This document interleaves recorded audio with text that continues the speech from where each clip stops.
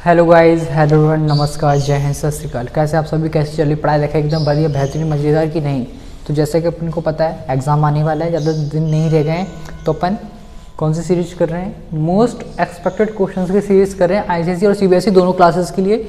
तो अपन ने आईसीएसई वाली क्लास 10th की मैथ की सीरीज़ में लास्ट वीडियो में अपन ने कवर कर लिया मैट्रिक्स तक का पार्ट।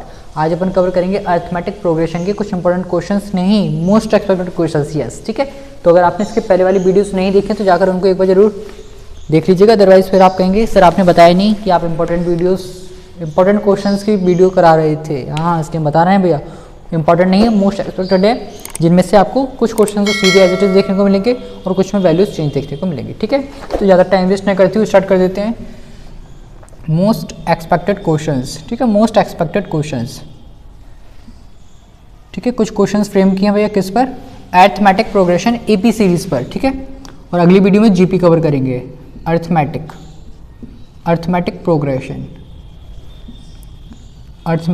प्रोग्रेशन। ठीक है, आइए देख लेते हैं, कुछ क्वेश्चंस करते हैं इसके ऊपर जो इसमें डिज़ाइन किए हैं। लगभग 4-5 क्वेश्चन हैं, देखते हैं। 37 नंबर पर एक क्वेश्चन जो फ्रेम है, 36 क्वेश्चंस ऑलरेडी हम कवर कर चुके हैं मैट्रिक्स पार्ट तक। ठीक है, 37 में बोले sum of fifth term and ninth term. Sum of fifth term and ninth term, just a minute.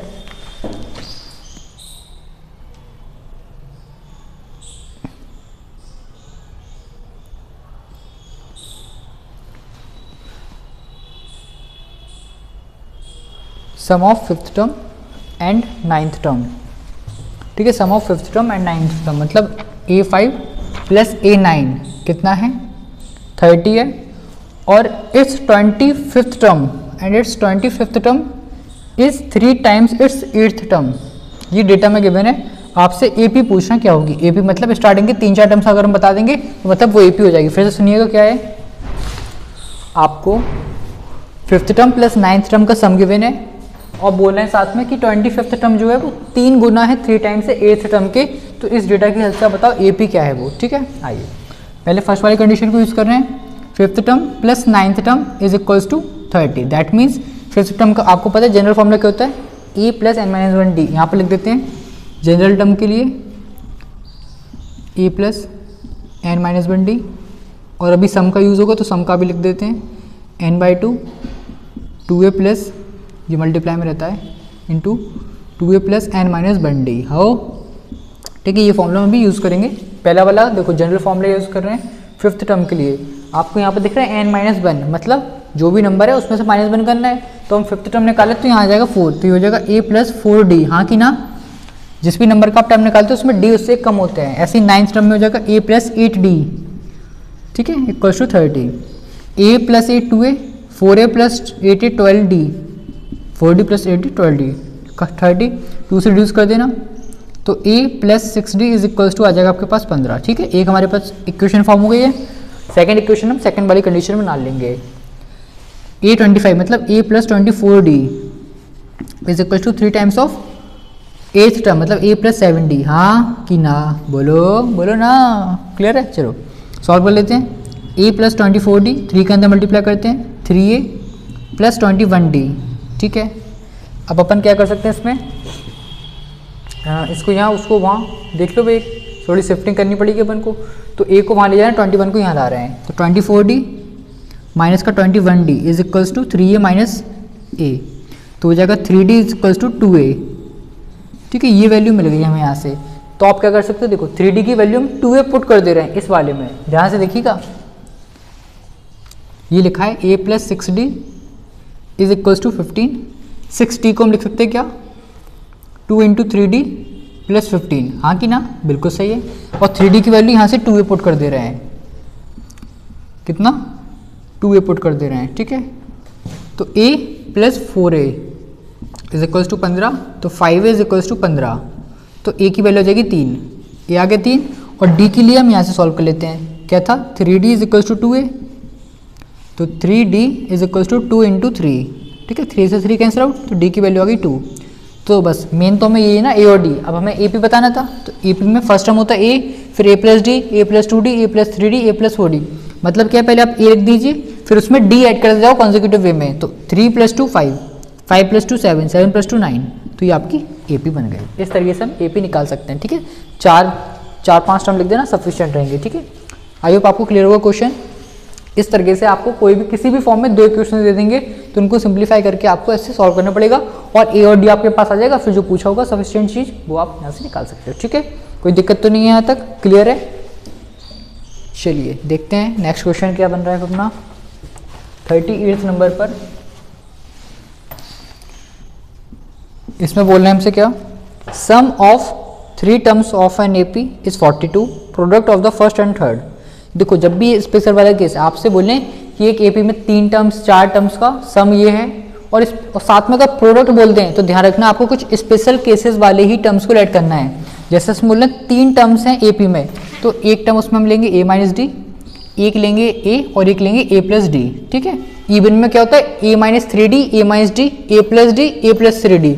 अगर आपको नहीं पता है तो आप इसकी वो कॉन्सेप्चुअल वीडियो देख सकते हैं। ठीक है, तो इसमें बोल रहे हैं जो सम है इन तीनों का, सम ऑफ 3 टर्म्स कितना है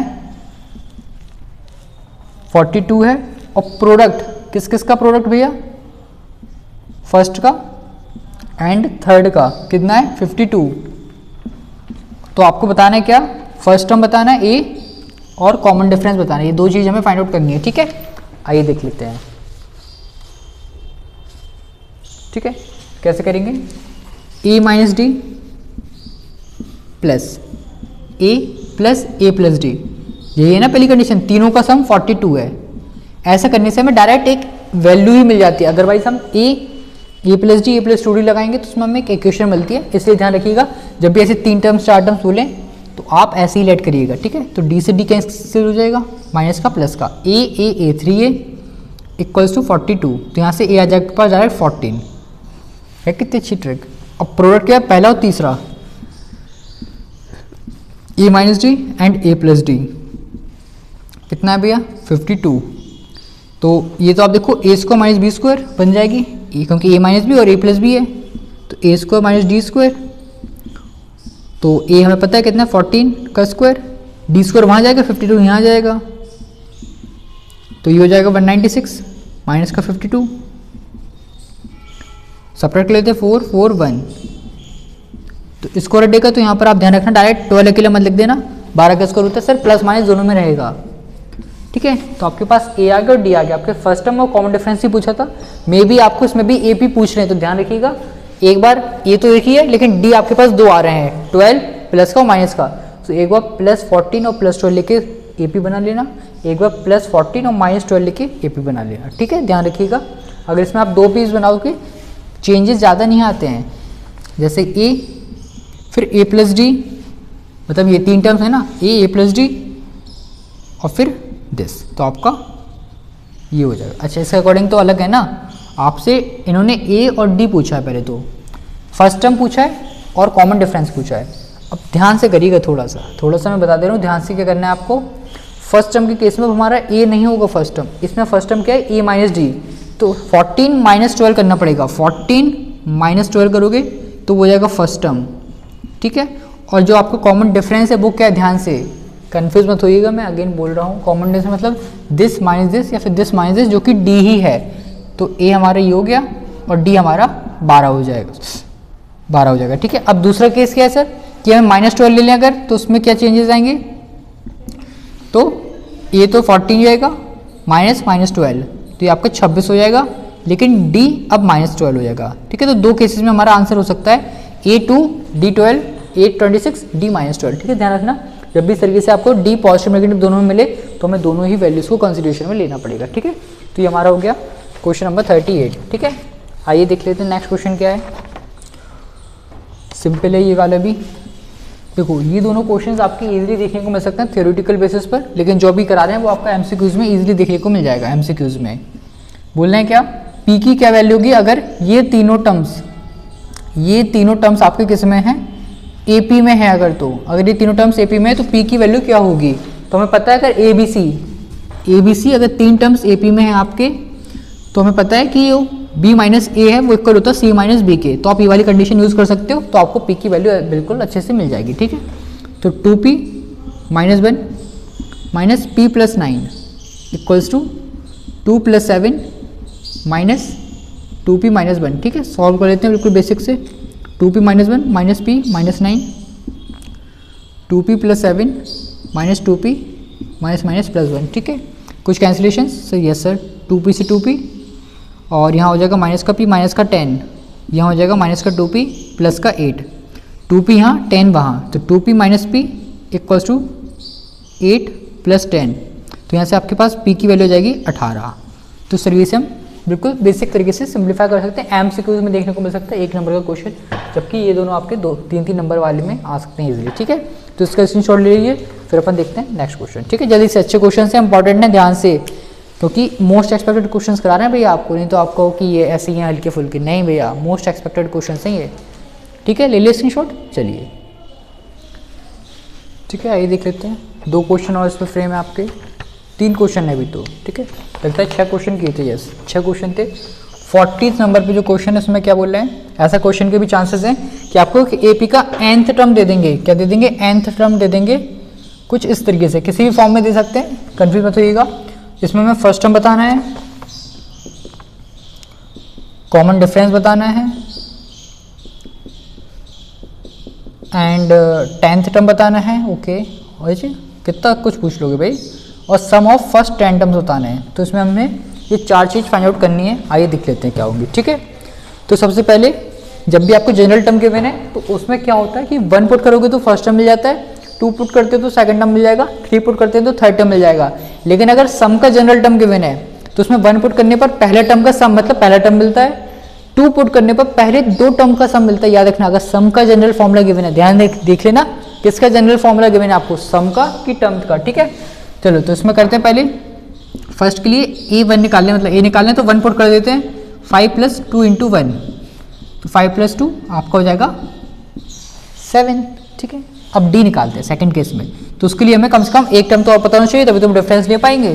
तो हम a2 निकाल लेते हैं, ये तो a1 हो गया, 5 प्लस 2 इंटू 2, 5 प्लस 4 9, ठीक है। तो जो d होगा वो हो जाएगा a2 minus a1, that mean sir 9 minus 7 जो कि हो गया 2, तो कॉमन डिफरेंस आ गया। और बस इसके बाद अपने बेसिक फॉर्मूले पे बेस्ड है, जैसे थर्ड क्या है 10th टर्म, मतलब सर a प्लस 9d वो लगा सकते हो, उससे भी काम बन जाएगा। लेकिन इसमें डायरेक्ट अगर 10 पुट कर देंगे तो भी आंसर आ जाएगा। दोनों से कर लेते हैं, देखो पहले तो इसमें डायरेक्ट क्योंकि जनरल टर्म ही दिया है, याद रखना जो अपन लगा रहे हैं ना a plus n minus 1d वो हर एक AP में लगेगा, और ये जो जनरल टर्म दिया है ये इन्होंने एक पर्टिकुलर AP का दिया है, बहुत ध्यान रखा करिए आप लोग, उसमें कंफ्यूज जाते हो। वो जो जनरल टर्म है वो हर एक AP का है, जबकि ये केवल इसी पर्टिकुलर AP का है। तो हम दोनों से बता दे रहे हैं, इसमें हम 10 पुट कर रहे हैं, 5 प्लस 2 इंटू 10, तो 5 प्लस 20 कितना हो जाएगा 25, ठीक है।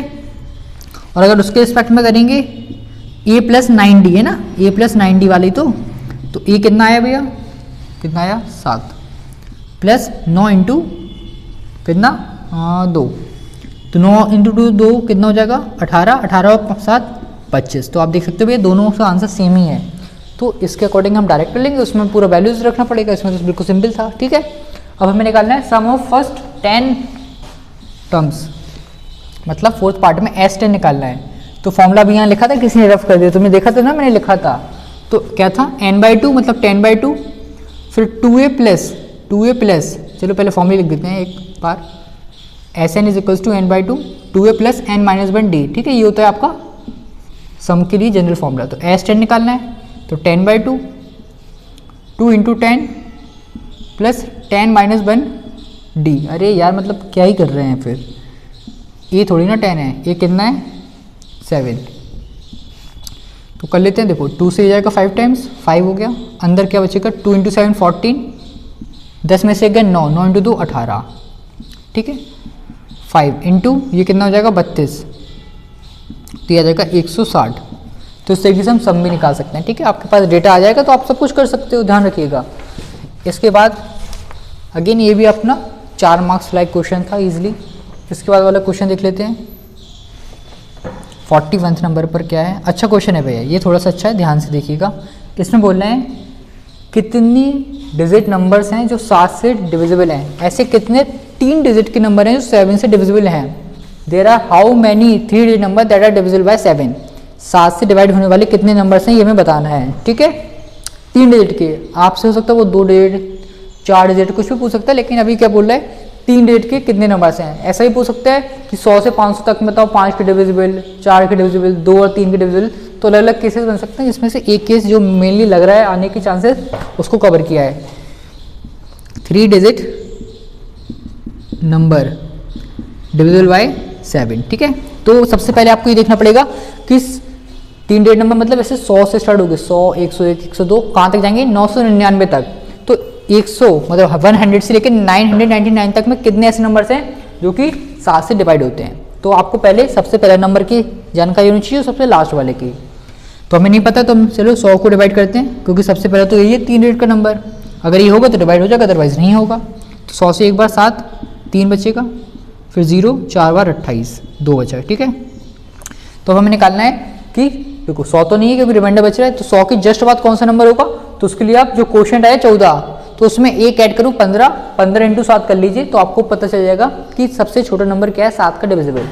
तो 7 इंटू 15 मतलब आपका हो जाएगा 105, मतलब 105 सबसे ऐसा छोटा है 7 3 डिजिट का नंबर जो 7 से डिवाइड होता है। ऐसे सबसे बड़े के लिए क्या है 999 को डिवाइड कर लो भैया 7 से, एक बार 7, 2 बचेगा, 9, 4 बार 28, 1 बचेगा, फिर 9, फिर 2 बार 14, फिर कितना 5 बचेगा। तो बस इस बार क्या है जो रिमाइंडर है वो माइनस कर दो, इस बार मत कर देना 143 इंटू 7, क्योंकि इस बार हमें इससे कम लेना था, इस बार इससे ज़्यादा लेना था। ज़्यादा लेना है तो +1 करके मल्टीप्लाई, कम लेना है तो रिमाइंडर को माइनस कर दो इसमें से, तो आ जाएगा आपका कितना 999 माइनस का 5 मतलब 994। तो आपका ये हो गया लास्ट टर्म, ये हो गया फर्स्ट टर्म। तो मतलब फर्स्ट टर्म आ गया हमारे पास 105, लास्ट टर्म आ गया हमारे पास 994। क्या आप में से कोई बता सकता है भैया कि कॉमन डिफरेंस कितना होगा? कॉमन डिफरेंस कितना होगा? ऑब्वियस है, जब हम 7 के मल्टीपल्स ले रहे हैं या 7 के डिविजिबल तो D7 ही तो होगा। तो बस लास्ट टर्म वाला फॉर्मूला अप्लाई कर देते हैं, L = A + n - 1 D। L भैया 994 = A प्लस n नहीं पता जो कि हमें निकालनी है, D कितना है 7, 105 को माइनस करेंगे तो 9, फिर करें कि सीधा चलो कर देते हैं माइनस को, नहीं तो जनरली स्टूडेंट क्या कर सकता है 994 105 एज इट इज़, यहाँ पर 7 का मल्टीप्लाई 7 7n - 7, ठीक है। तो 994 इनको माइनस कर देते हैं 98 + 7n माइनस करो, अब 14 में से गया 8 कितना बचेगा 6, फिर 8 में से गए 9 फिर यहाँ पर 8, फिर 7 से डिवाइड कर देना 8 96 डिवाइड बाई 7, तो 1 कैरी 2 14 2 बार 5 8, मतलब ऐसे 128 नंबर होंगे जो 7 से डिवाइड हो जाएंगे 3 डिजिट के।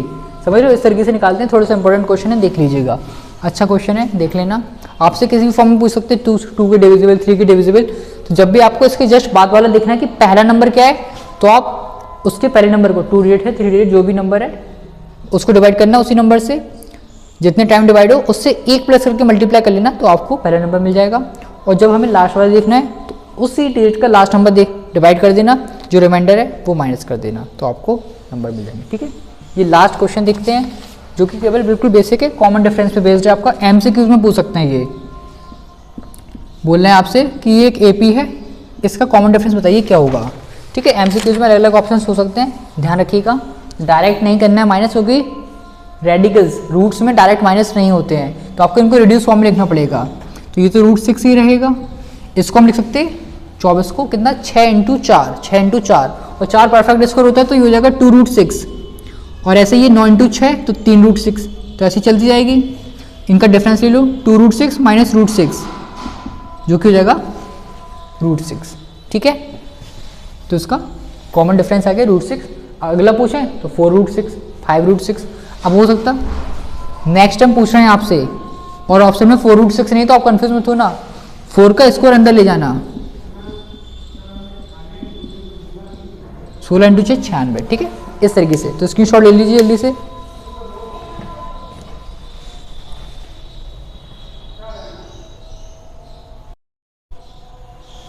ठीक है, तो हमारी ये कुछ क्वेश्चंस हो गए इंपॉर्टेंट, AP के क्वेश्चंस थे। नेक्स्ट वीडियो में GP के करेंगे, तब तक आप इन पर और प्रैक्टिस करना चाहो तो कर सकते हो, बाकी नेक्स्ट वीडियो में कवर करेंगे, ठीक है। आई होप आपको आज की वीडियो में मजा आएगा, आपने कुछ नया सीखा होगा। कुछ डाउट हो तो कमेंट बॉक्स में कमेंट कर देना, फिर मिलते हैं नेक्स्ट वीडियो में, ठीक है। तब तक खुश रहे, मस्त रहे, अपनी पढ़ाई में व्यस्त रहे। थैंक यू, जय हिंद। दोस्तों के साथ भी जरूर शेयर करें।